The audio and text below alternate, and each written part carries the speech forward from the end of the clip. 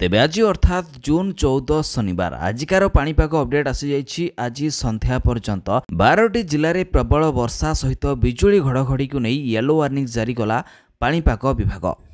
तेबे आज 30टी जिला को जाक बिजुली घड़घड़ी वार्निंग जारी कर 12टी जिलागुड़िक केवल प्रबल वर्षा हेब और बाकी जिलागुड़िक पाग मेघुआ रहा सहित बिजुली घड़घड़ी हेब ता सहित झड़ पवन बहिब जार बेग रहिब घंटा प्रति 30 ରୁ 40 किलोमीटर बोली कहुଯାଇଛି। जो जिलागुड़िक वर्षा हेब उक्त जिलागुड़िक 7 ରୁ 11 सेंटीमीटर पर्यंत वर्षा हेब बोली पाणीपाग विभाग वार्निंग जारी करिछि।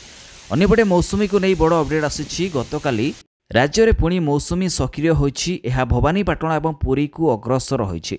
अन्यपटे आगामी 20 तारिख पर्यंत राज्य में प्रबल वर्षा जहाँफल रजरे मध्य किछि जिले में प्रबल अति प्रबल वर्षा को नहीं पाणीपाग विभाग पूर्वानुमान करिछि।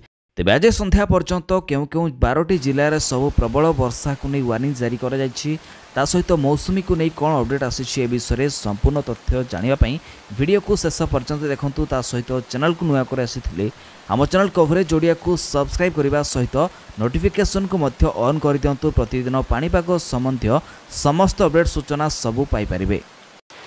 तेबे एथर फिका पड़िबो रज पाग बदली मौसुमी वर्षारे ओडिशा भिजिबो।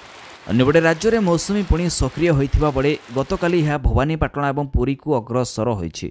आसंता 18 तारिख बेलू घूर्णिबलय सृष्टि होबार मध्य संभावना रही जहाँफल उत्तर ओडिशा और झारखंड उपर एक घूर्णिबलय सृष्टि होबार अछि जहाँ मौसुमी वर्षा को अधिक सक्रिय करने बल जगाई पारे।